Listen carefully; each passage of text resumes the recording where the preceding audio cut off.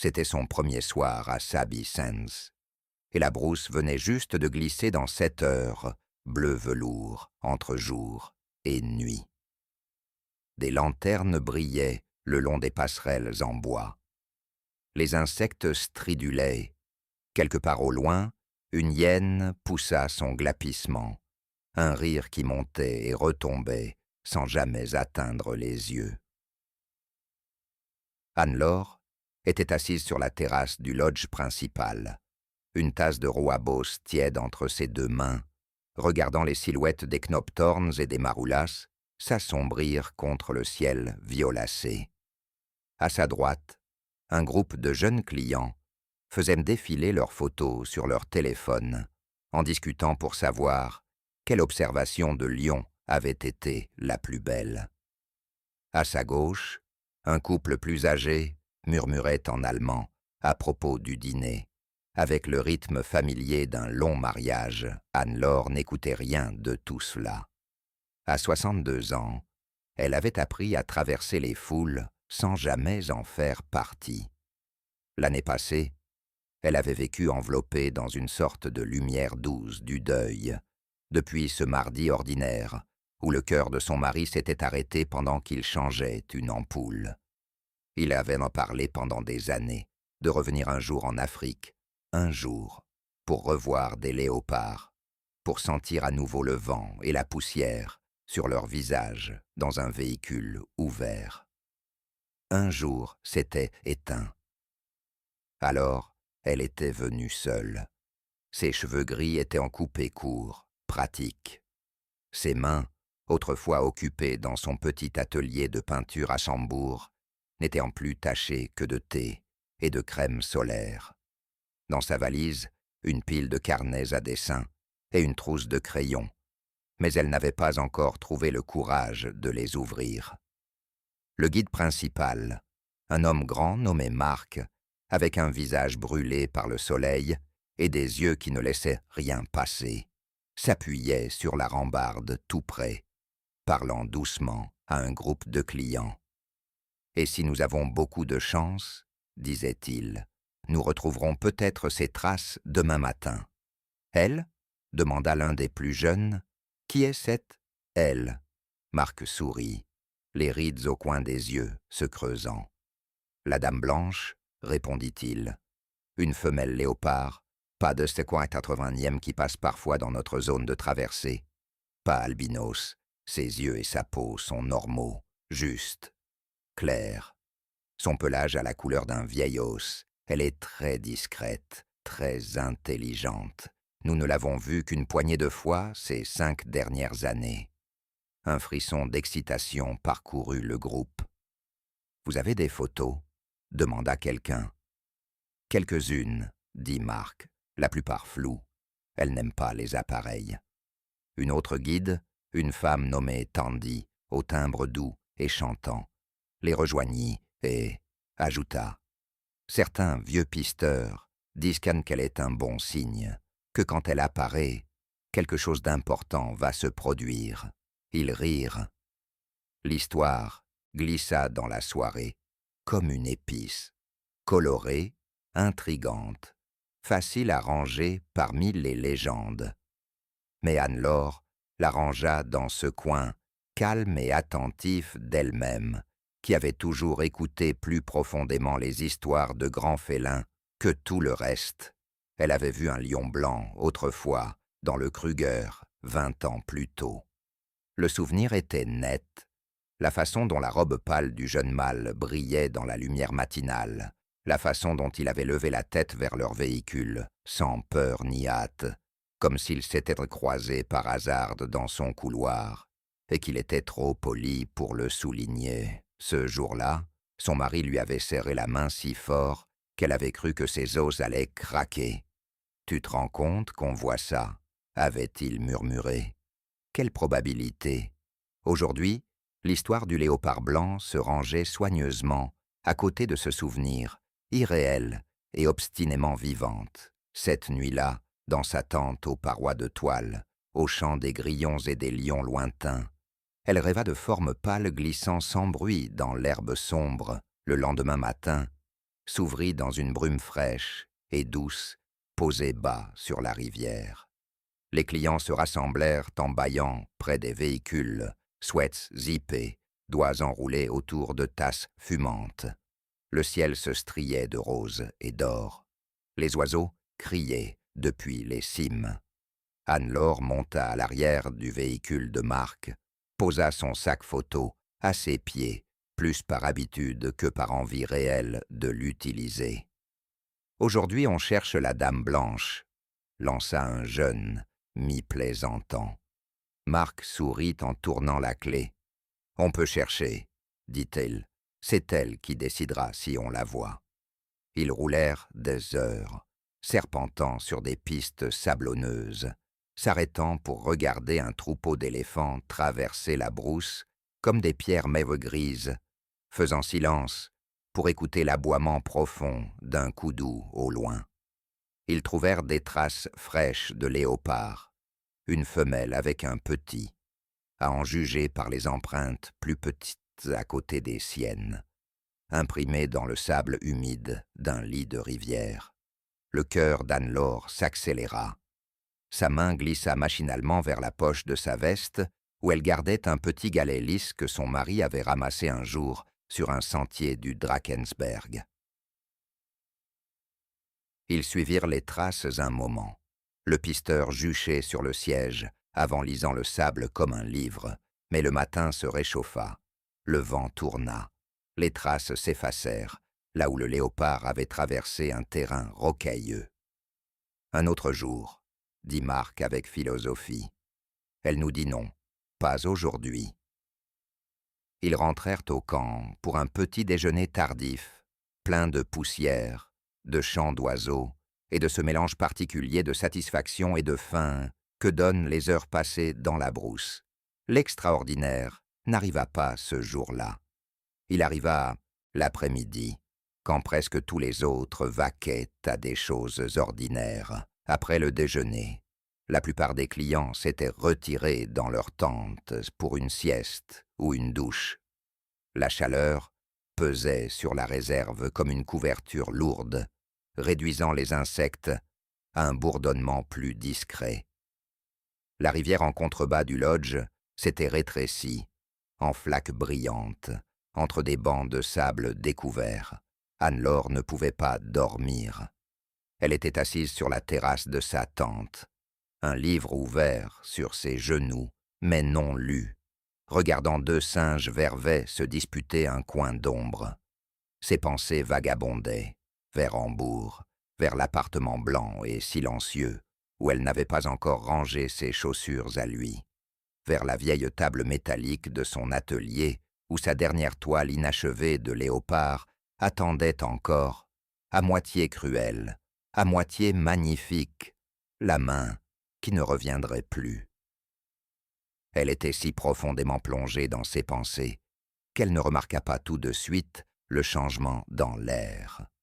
Ce fut subtil, une crispation, un silence qui tomba sur les oiseaux.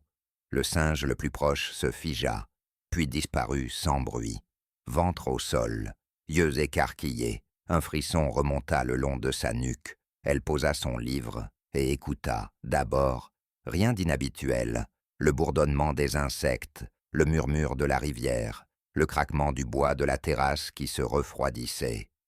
Puis, sur la piste sablonneuse qui partait de Saint-Aint vers le fond du Cain, une pintade hurla d'alarme, une autre répondit, puis une troisième. Les cris s'arrêtèrent, nets. Un silence épais, étrange, s'installa. Les doigts d'Anne-Laure se crispèrent sur la couverture du livre. Elle se pencha en avant, le cœur cognant soudain. La partie rationnelle de son cerveau lui rappelait que le camp était clôturé, que les animaux entraient rarement en plein jour, qu'elle devait appeler un guide si elle s'inquiète. La partie plus silencieuse, celle qui avait appris à écouter les courants invisibles de la brousse, lui disait de ne pas bouger. De l'ombre d'un bosquet, au-delà de la dernière tente, quelque chose bougea. D'abord, on aurait dit qu'un morceau de lumière s'était détaché et coulait, puis cela sortit pleinement à découvert, Son souffle se bloqua dans un petit son involontaire. Le léopard était là. Elle était à peu près aux 2/3 de la taille d'un mâle, élancée et puissante, ses muscles ondulants sous sa robe comme de l'eau sous la neige. Mais le plus extraordinaire n'était pas sa forme, c'était sa couleur. Elle était blanche, mais pas le blanc cru du papier. Son pelage avait la nuance douce et jaunâtre d'un os, longuement exposé au soleil, orné de rosettes pâles, presque fantomatiques, des ombres de taches qui n'avaient pas complètement foncé. Sa queue battait lentement, terminée d'un pinceau clair. Ses yeux n'étaient pas rouges ou roses comme chez un albinos, mais d'un ambre limpide et tranchant. Elle se tenait sur la piste sableuse, à 20 mètres peut-être de la terrasse d'Anne-Laure, et la regardait droit dans les yeux. Le monde d'Anne-Laure se réduisit à ce regard. Son cœur battait si fort qu'elle crut qu'il allait lui fendre les côtes. Sa bouche devint sèche. Une partie d'elle voulait reculer précipitamment, se réfugier dans la tente et fermer la toile. Mais le langage corporel du léopard n'était pas celui de la chasse. Sa tête était haute, pas baissée en position de traque. Ses muscles étaient tendus, mais pas prêts à bondir. Elle semblait incertaine. Puis Anne-Laure vit la seconde forme. D'abord, elle crut que le léopard portait quelque chose dans sa gueule. Un paquet de fourrure informe et trop petit. Mais quand la dame blanche avança, une petite tête tachetée vacilla et se leva faiblement. Un bébé. Il pendait délicatement entre ses mâchoires, tenu par la peau du cou. Sa fourrure n'était pas blanche, mais gris fumé avec des rosettes sombres, encore duveteuses de bébé. Ses pattes pendaient mollement, une patte arrière, à un angle étrange. Ses yeux restaient fermés, comme si la lumière du midi lui faisait mal. Le léopard s'approcha. La main d'Anne-Laure se crispa sur l'accoudoir du fauteuil, jusqu'à ce que ses phalanges blanchissent. C'était impossible. Tous les documentaires qu'elle avait vus, tous les guides à qui elle avait parlé, l'avaient répété. Les léopards choisissent dans des endroits cachés, pour leurs tanières, fourrées, crevasses, rocheuses, trous sur les berges. Ils tiennent leurs petits loin des pistes ouvertes, et surtout loin de l'odeur humaine. Pourtant cette mère, à la robe de fantôme, marchait droit, vers une tente de touristes, portant son bébé fragile et visiblement blessé. De plus près, Anne-Laure vit que la patte arrière du petit était gonflée, tordue. Du sang séché collait la fourrure autour. Sa petite poitrine montait et descendait trop vite, côtes palpitantes comme des ailes ici. « Mon Dieu !» souffla Anne-Laure. « Oh non !» Le léopard s'arrêta au pied des marches de la terrasse. 15 mètres à peine les séparaient, et une simple rambarde en bois.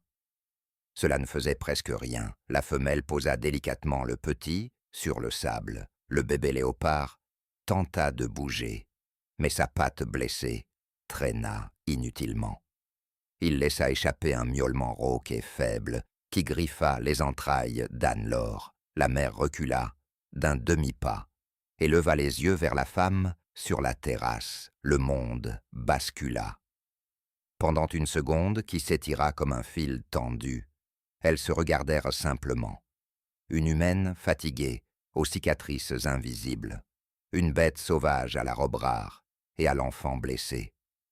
Anne-Laure savait qu'un léopard ne pouvait pas comprendre ce qu'était un touriste, ni savoir que la femme sur la terrasse avait, dans sa vingtaine, fait du bénévolat dans une petite clinique vétérinaire, qu'elle avait tenu les pattes de chien terrifiés pendant que le vétérinaire les recousait, qu'elle avait serré la main de son mari pendant que les secouristes tentaient en vain de le ramener.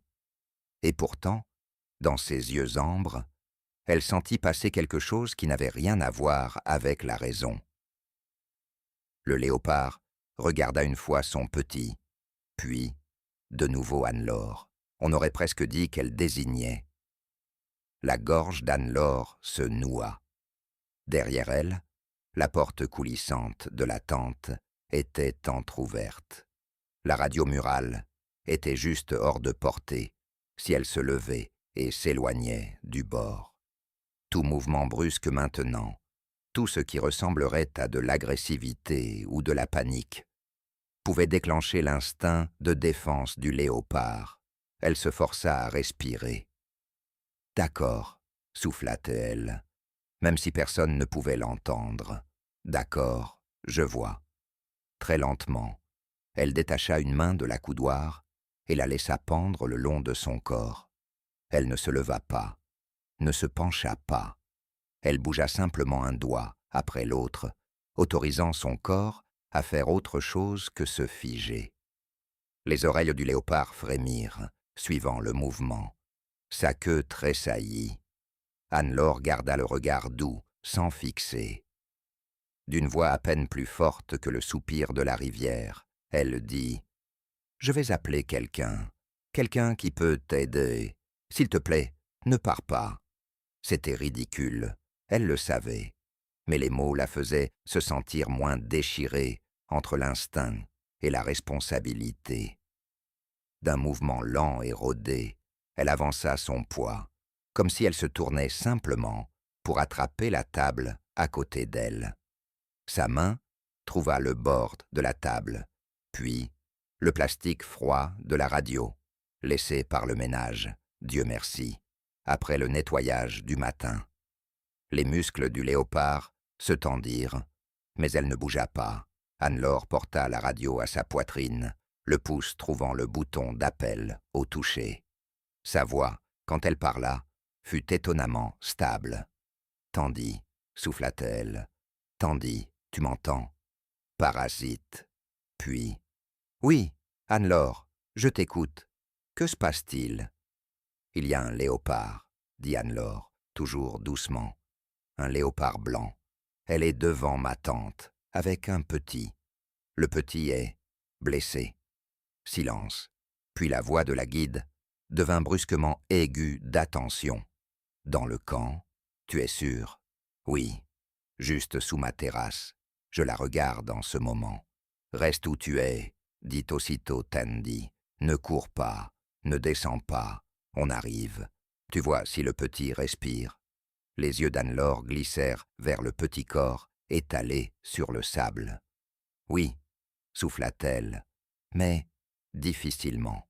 « On arrive, » répondit Tandy. « Reste avec eux. » La radio se tut. « Reste avec eux, comme si elle avait le choix. » Elle observa.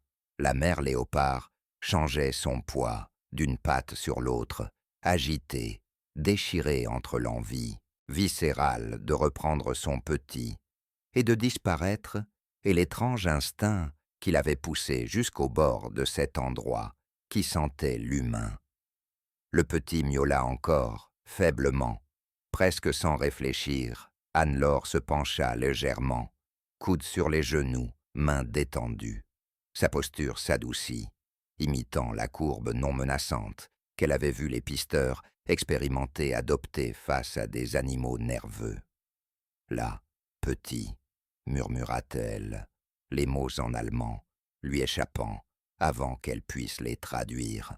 « Tiens bon, encore un peu. » Les minutes s'étirèrent, la chaleur pesait, puis, quelque part derrière les tentes, un moteur diesel gronda brièvement avant de s'éteindre.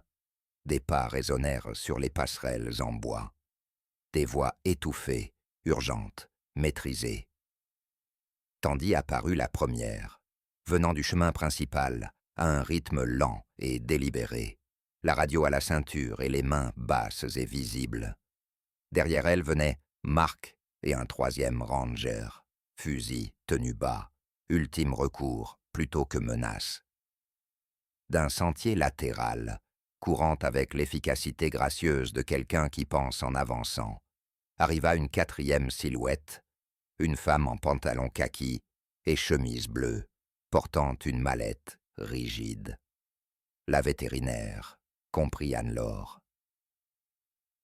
La tête de la dame blanche pivota brusquement vers eux. Elle s'abaissa, se plaçant à mi-chemin entre les humains qui approchaient et son petit.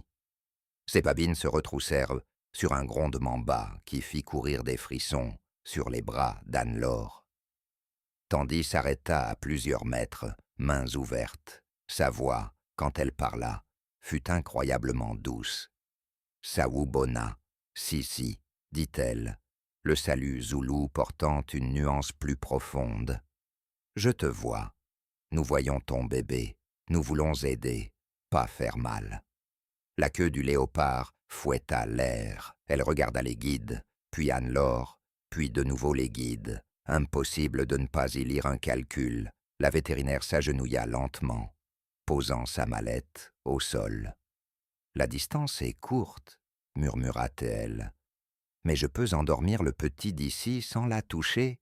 On ne peut pas risquer de rater. Tu es sûr que c'est sans danger pour toi ?» demanda doucement Marc. « Non, » répondit la vétérinaire, ce qui, dans un autre contexte, aurait pu être drôle. Mais laisser ce petit comme ça n'est pas sans danger non plus. Le cœur d'Anne-Laure cognait tandis qu'elle les regardait se coordonner, son propre corps toujours figé sur la terrasse, comme une respiration retenue. Elle se surprit à parler encore, cette fois en anglais. « Regardez-moi, » souffla-t-elle. Par hasard, ou par quelque chose de plus étrange, le regard de la dame blanche remonta vers le sien. Anne-Laure se sentit de nouveau clouée sur place par ses yeux ambres. « S'il vous plaît, » dit-elle, « laissez-les aider. » Elle savait qu'elle avait l'air ridicule, elle s'en fichait. Pendant un long battement suspendu, la mère, Léopard soutint son regard. Puis, comme si un fil invisible s'était relâché en elle, elle s'écarta juste assez pour que le petit soit dégagé, petite poitrine se soulevant et s'abaissant. Ce ne fut pas un grand mouvement. Ce fut comme si le monde avait basculé. La vétérinaire bougea avec une rapidité calme et professionnelle.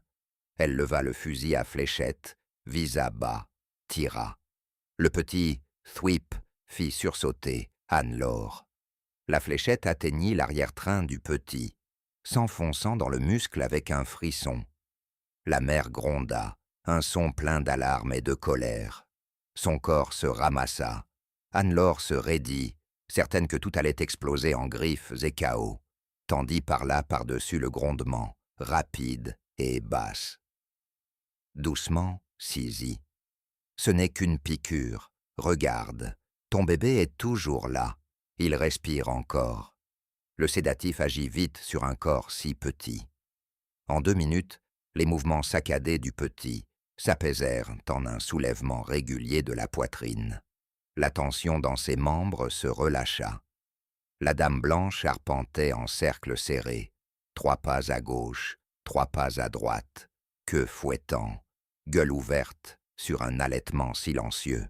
« Donnez-lui du temps, » murmura la vétérinaire. « Donnez-lui le temps de voir qu'on ne le vole pas. » Ce furent quelques-uns des plus longs instants de la vie d'Anne-Laure. Elle sentait la sueur couler dans son dos. Ses doigts lui faisaient mal à force de serrer le fauteuil. Quelque part au fond de son esprit, elle enregistrait qu'elle assistait à quelque chose que presque personne ne voyait jamais. Une mère léopard, sauvage oscillant au bord de la confiance et de la terreur. Puis, lentement, l'arpentage ralentit. Elle s'arrêta près du petit, museau baissé, pour renifler sa fourrure. Elle souffla, 1 fois, 2 fois, humant l'odeur. Son regard remonta vers les humains. Elle ne s'allongea pas, ne se détendit pas, mais elle recula de 2 pas et s'assit, corps tendu, yeux brûlants. C'était, sans équivoque, une invitation et un avertissement à la fois. Faites ce qu'il faut, faites-le vite. La vétérinaire et Tandy s'approchèrent ensemble, formant une unité lente et prudente. Elles s'agenouillèrent près du petit.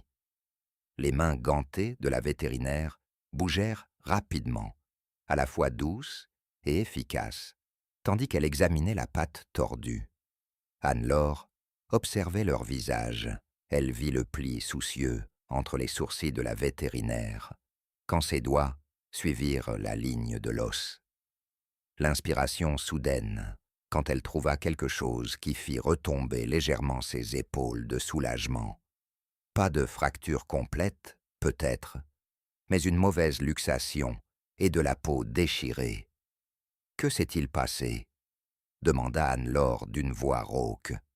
« Peut-être une chute » murmura la vétérinaire sans lever les yeux. « Ou traîné par un frère ou une sœur pendant le jeu et coincé dans une racine, un rocher, ou... » Elle écarta délicatement la fourrure près du pire gonflement et souffla doucement.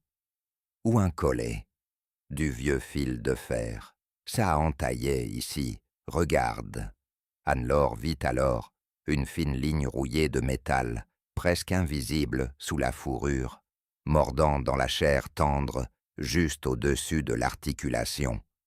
Quelqu'un, quelque part, avait tendu une boucle de fil de fer dans la brousse, juste au-delà de la limite sûre du lodge.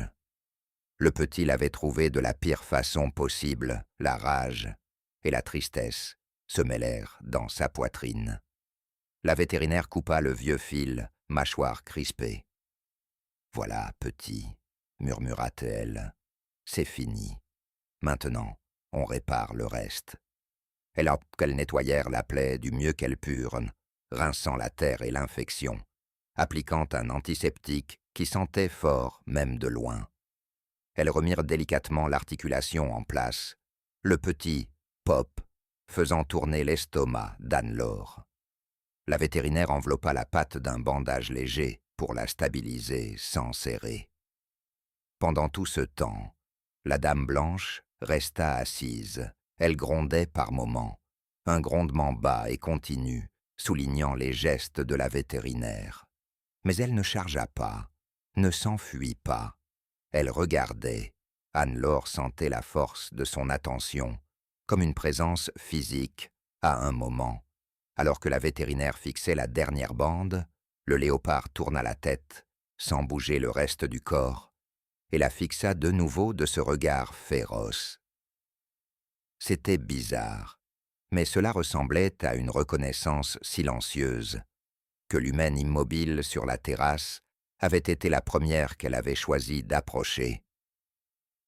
Quand elles eurent fini, la vétérinaire recula, restant assise dans la poussière, un instant, respirant fort. « C'est tout ce qu'on peut faire, ici, » dit-elle doucement. « On ne peut pas enlever le petit. Si on l'emporte, elle risque de l'abandonner. Il faut lui faire confiance maintenant. »« Combien de temps dure la sédation ?» demanda Marc. « Pas longtemps, » répondit la vétérinaire. « 1 heure, peut-être moins. Assez pour que la patte reste en place quand il bougera. Guérira-t-il ? Ça dépend de la brousse. » Ils reculèrent ensemble, pas à pas, jusqu'au sentier. Ils ne tournèrent le dos qu'une fois la première tente atteinte, puis disparurent entre toiles et bois et odeurs humaines. Pendant un long moment, Anne-Laure ne put bouger. Elle resta assise à regarder la dame blanche qui regardait son petit. Enfin, quand l'ombre avait tourné et que l'air s'était un peu rafraîchi, le petit remua. Ses pattes tressaillirent, sa gueule s'ouvrit sur un miaulement muet. La mère fut près de lui, en un éclair. Elle lui lécha le visage, les flancs, la patte blessée, prudente, autour du bandage. Le petit tressaillit, puis se détendit, sous la langue râpeuse. Après quelques minutes, elle le reprit délicatement dans sa gueule, sentant la nouvelle rigidité du bandage avec une ride soucieuse entre les yeux. La patte blessée pendait, mais plus à l'angle grotesque d'avant. Le léopard s'arrêta. L'espace d'un battement, son regard remonta une dernière fois vers la femme sur la terrasse.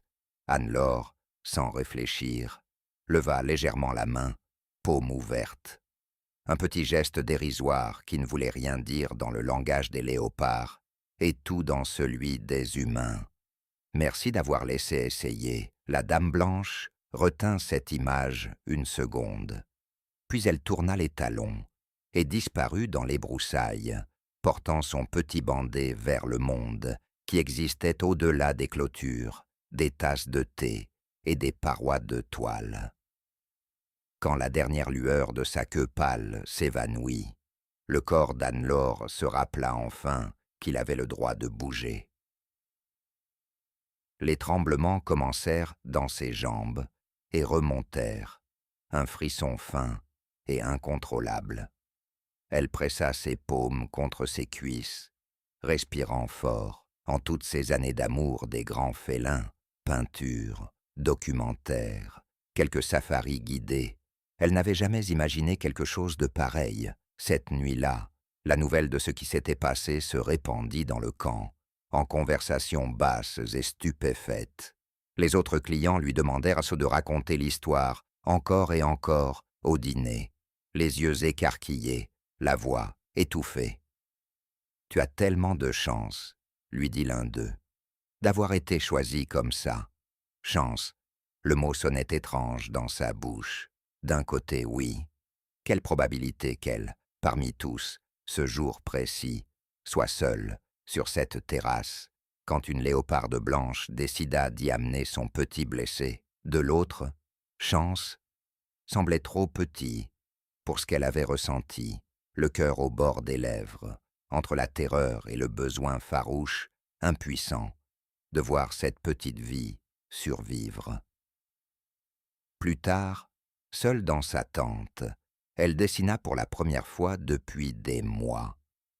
Ses mains bougèrent presque toutes seules, le crayon griffant le papier, tandis qu'elle tentait de saisir l'angle de la tête du léopard, le creux entre ses épaules, la façon dont ses yeux avaient regardé les siens, anciens et neufs à la fois.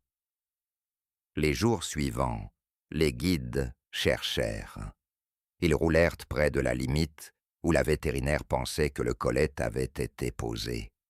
Ils trouvèrent une vieille boucle de fil de fer rouillée, prise dans un buisson non loin du camp, et l'enlevèrent. Ils scrutèrent les plaques de sable à la recherche des empreintes délicates, de petites pattes de léopard.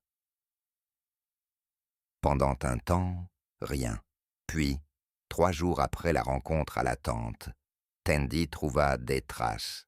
Elle les montra à Anne-Laure dans la poussière d'un lit de rivière asséché.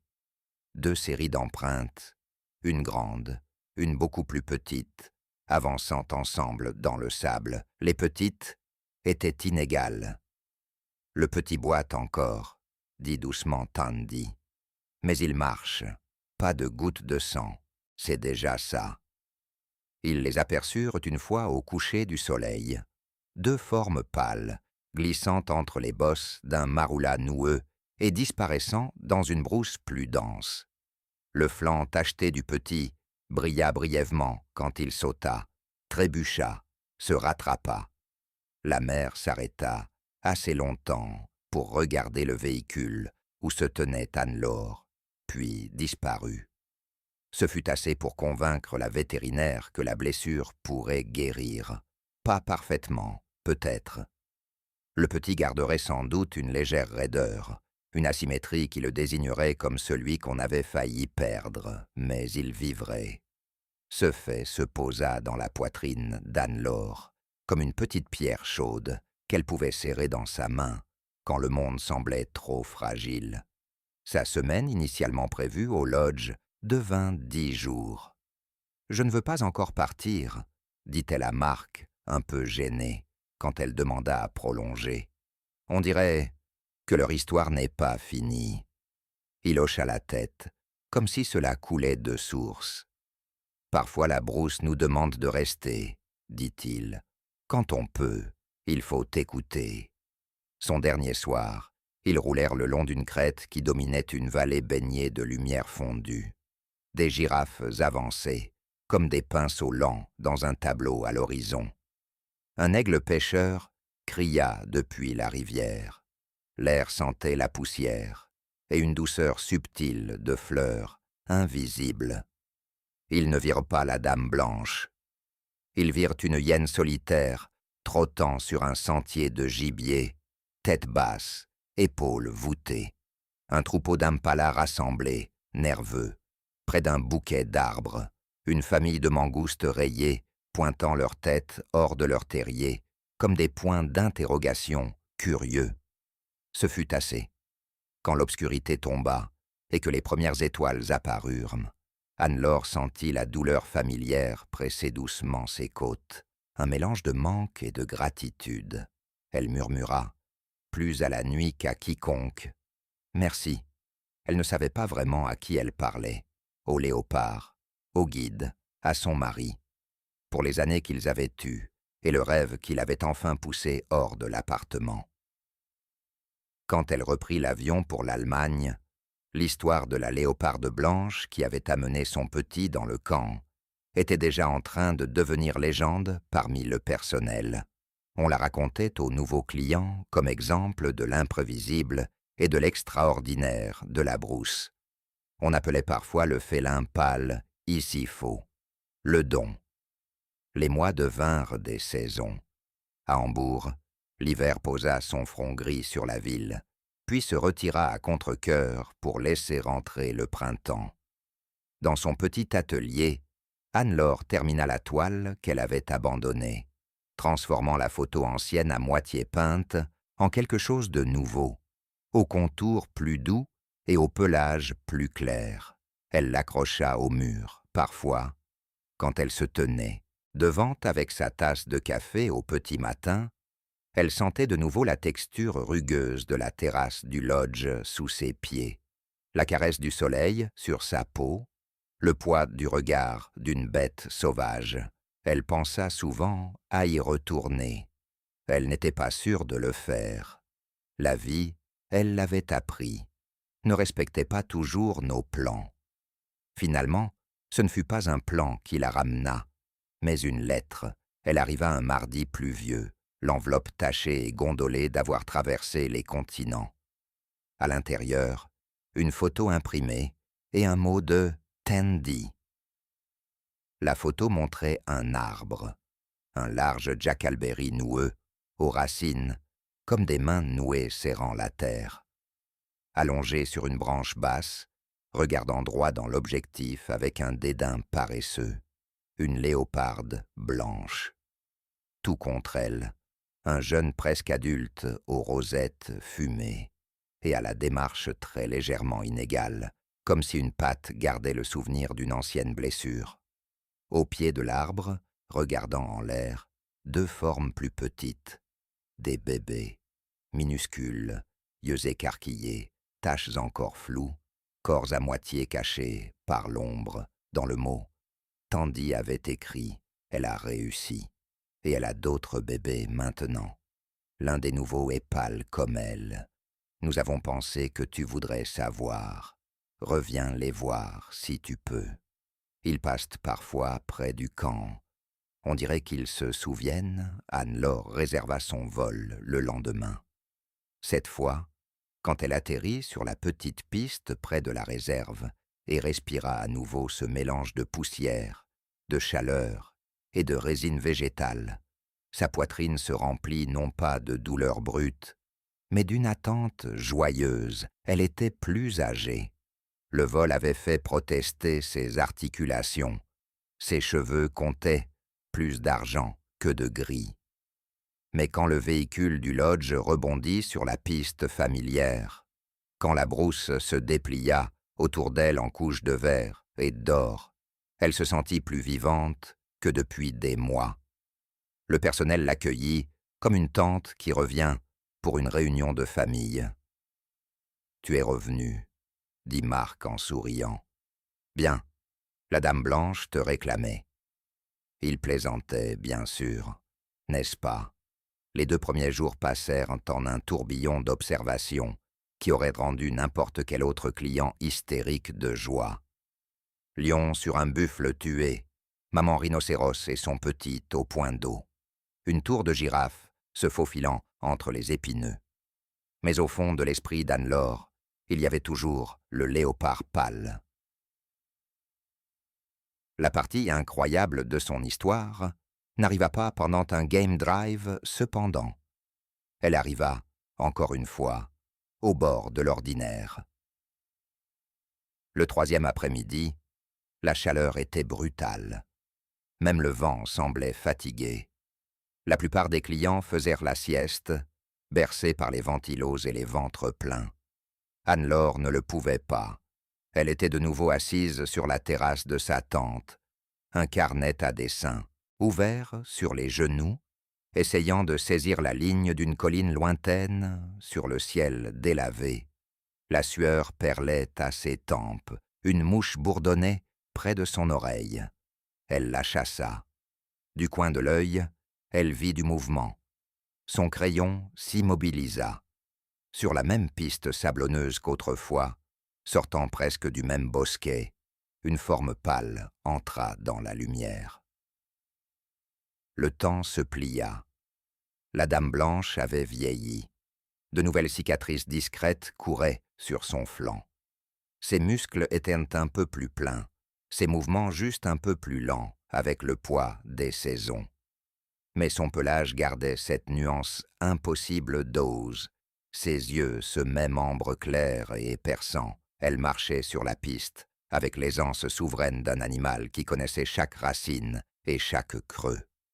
Derrière elle trottinait un jeune de taille moyenne, le petit aux rosettes fumées de la photo, désormais presque adulte. Il avançait avec seulement une très légère irrégularité, fantôme de l'ancienne blessure qui avait failli tout lui coûter. Et à leur côté, bondissant, trébuchant, s'arrêtant, pour fixer chaque nouvelle ombre, de plus petit. L'un était tacheté comme son aîné, doré, rosettes nettes et sombres, l'autre était blanc. Pas encore aussi pâle que la mère, ses taches encore un peu plus visibles, son pelage touché de duvet de bébé, mais indéniablement, incontestablement plus clair que son frère ou sa sœur. Ses rosettes étaient comme de la fumée sous la neige. Un deuxième léopard blanc. Le souffle d'Anne-Laure se bloqua. Dans toutes ses lectures, elle savait à quel point c'était rare, la combinaison de gènes nécessaires pour produire ne serait-ce qu'un seul léopard, pâle, encore moins deux, dans la même famille. Un instant, sa raison lui cria qu'elle se trompait, que c'était un effet de lumière, que la poussière sur ses lunettes délavait la couleur. Puis le petit blanc roula dans un rayon de soleil, pattes en l'air, et la lumière accrocha sa fourrure d'une façon qui effaça tout doute.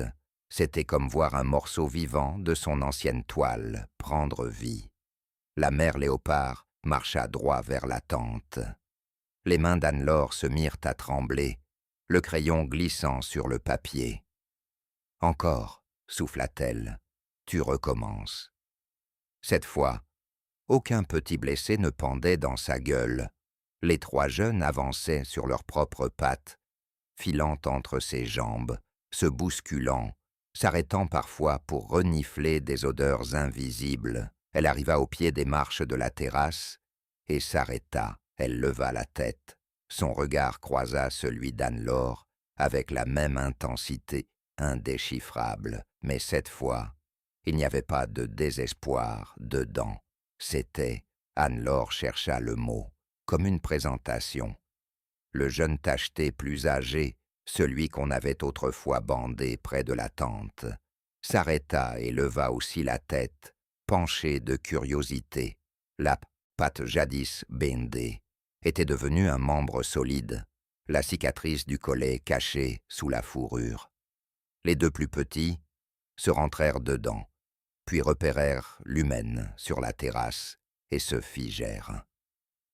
Pendant un battement de cœur, 4 paires d'yeux ambres la fixèrent, ambre, ambre, ambre, et une nuance un peu plus claire chez le petit pâle. Elle rit une fois, doucement, les larmes mêlées, elle ne bougea pas, elle n'appela personne cette fois, elle resta simplement assise, cœur battant, et fut témoin.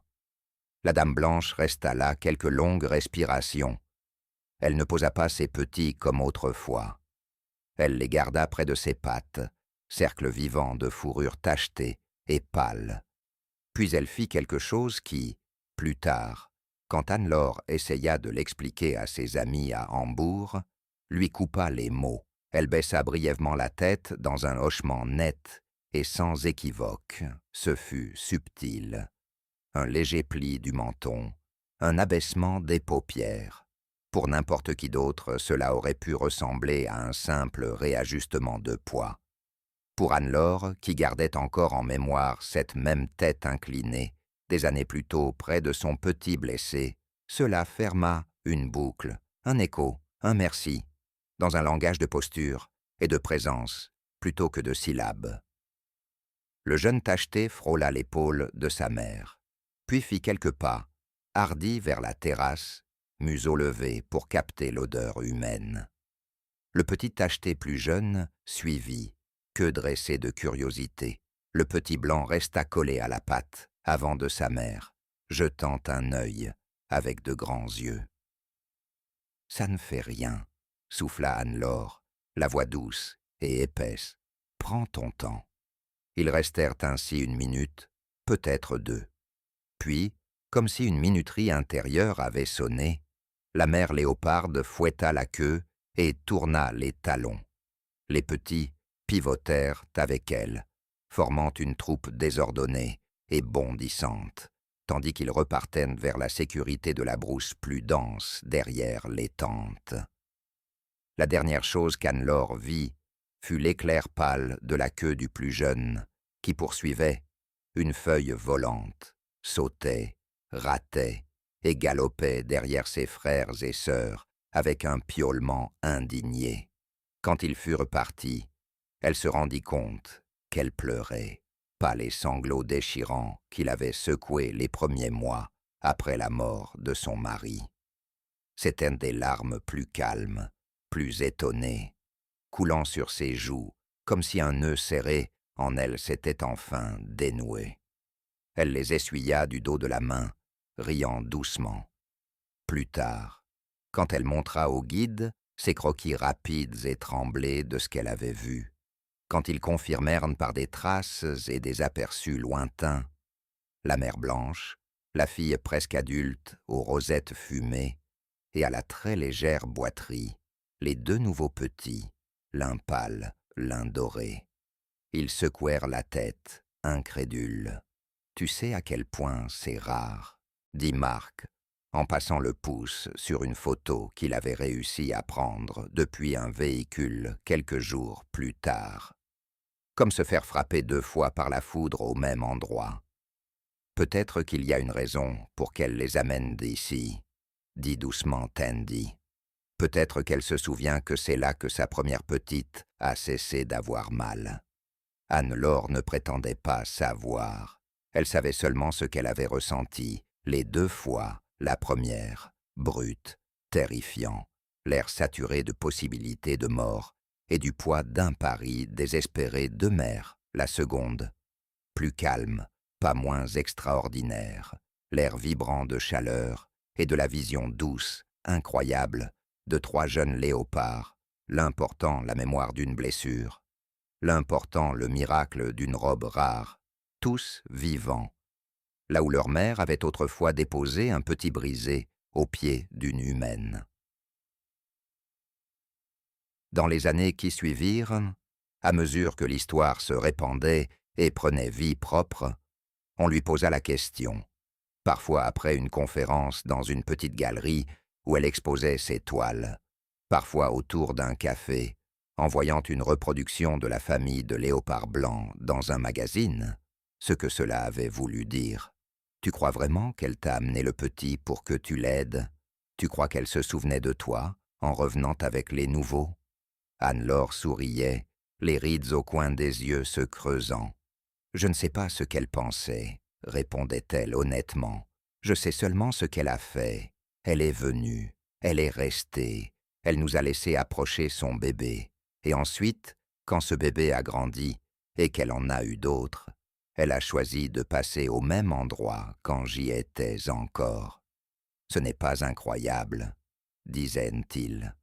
Oui, répondait Anne-Laure.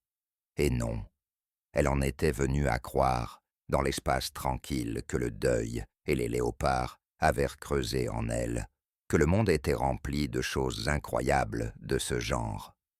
La plupart du temps, les humains allaient simplement trop vite, parlaient trop fort et regardaient dans la mauvaise direction pour les voir.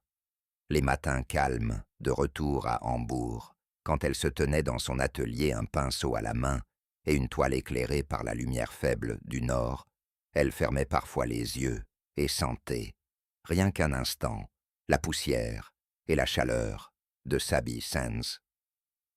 Elle revoyait la forme pâle sur la piste sableuse, la petite patte bandée, le premier petit blanc roulant au soleil, le second, jeune pâle, guettant derrière la queue de sa mère. Elle ressentait, quelque part au fond de sa poitrine, l'étrange et humble sensation d'avoir fait partie d'une histoire qui ne parlait pas vraiment d'elle.